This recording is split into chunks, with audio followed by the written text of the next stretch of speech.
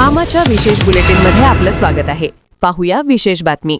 बारामती विधानसभा पोटनिवडणुकीत काँग्रेसने अखेर माघार घेतल्यानं राजकीय घडामोडींना वेग आला आहे.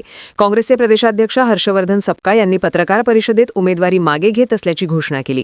त्यामुळे काँग्रेसचे उमेदवार आकाश मोरे यांनीही आपला अर्ज मागे घेतला. या पार्श्वभूमीवर राष्ट्रवादी काँग्रेसचे प्रदेशाध्यक्ष सुनील तटकरे यांनी काँग्रेसचे आभार मानले. त्यांनी म्हटले की काँग्रेसने मोठेपणा दाखवत निर्णय घेतला असून याबद्दल आम्ही त्यांचे मनापासून आभारी आहोत.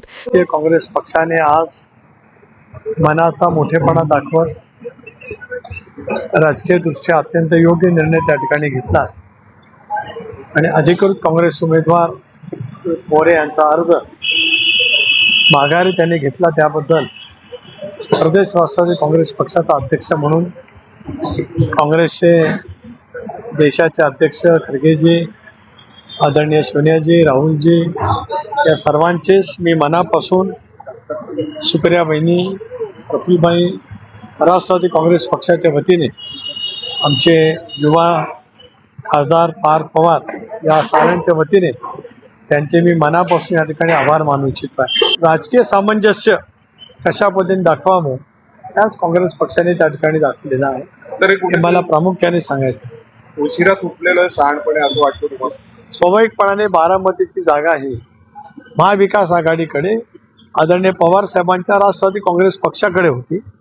ही जागा NDA मध्ये आमच्या राष्ट्रवादी काँग्रेस पक्षाकडे होती. अशा वेळेला सुरुवातीलाच आदरणीय खासदार सुप्रियाताईंनी आम्ही उमेदवार देणार नाही अशा वेळेचं घोषित केलं. त्याच्याबद्दलही मी आदरणीय साहेबांचे, सुप्रियाताईंचे आभार मानले आणि गणित स्पष्ट होतं की महाविकास आघाडीमध्ये ही जागा पवार साहेबांच्या राष्ट्रवादीची असल्यामुळे काँग्रेसचा उमेदवार त्या ठिकाणी येणं असमन्वयित होतं. काय कोणाला त्यांची शिष्टाई कामी आली असं काय श्रेय घ्यायचं असेल तर घ्या. आम्हाला कोणाला श्रेय द्यायला काय कमीपणा वाटण्याचं काय कारण नाही. आम्हाला एवढं माहिती होतं निखळपणाने अजितदादांसारखा दिलदार नेता ज्यांनी महाराष्ट्र 30 वर्ष घडवला आणि आपणच मगाशी म्हणाला की काँग्रेस बरोबर ती काँग्रेस पक्षामध्ये त्यांनी काम केलं, त्यानंतर काँग्रेस बरोबर ती अलायन्स म्हणून त्यांनी काम केलं, म्हणून त्यांची प्रभावीपणाची भूमिका मांडली. आता कोणी जर काय काल परवा काय बोलत होतं, आज काय कशाला कोण गेले, त्याचा भाग असतो. कारण प्रत्येक जण आपापल्या परीने प्रत्येक जण अनेक घटनांचं आणि गोष्टींचं स्कोर करण्याचा प्रत्येक जण प्रयत्न करत असतो. ज्याला कोणाला करत असेल त्यांनी करू द्या. योगायोगाने अमेरिकेच्या आणि इराणमध्ये शस्त्रसंधी झाली, त्याची घोषणा पाकिस्तानने केली.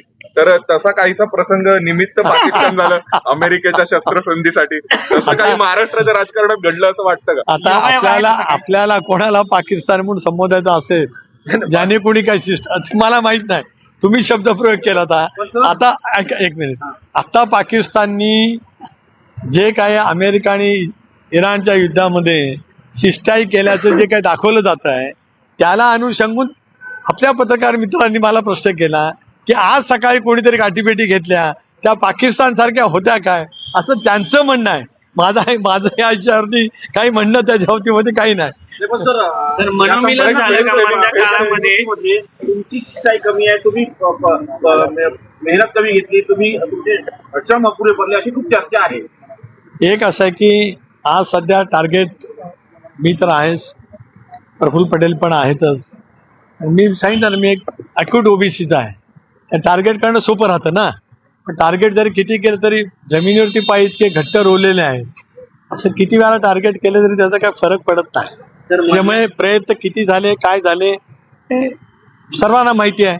एक आम्हाला प्रयत्न किती केले हे रस्त्यावरती उभं करून राहून आरडाओरडा करून सांगण्याची कधी वेळ आलेली नाही.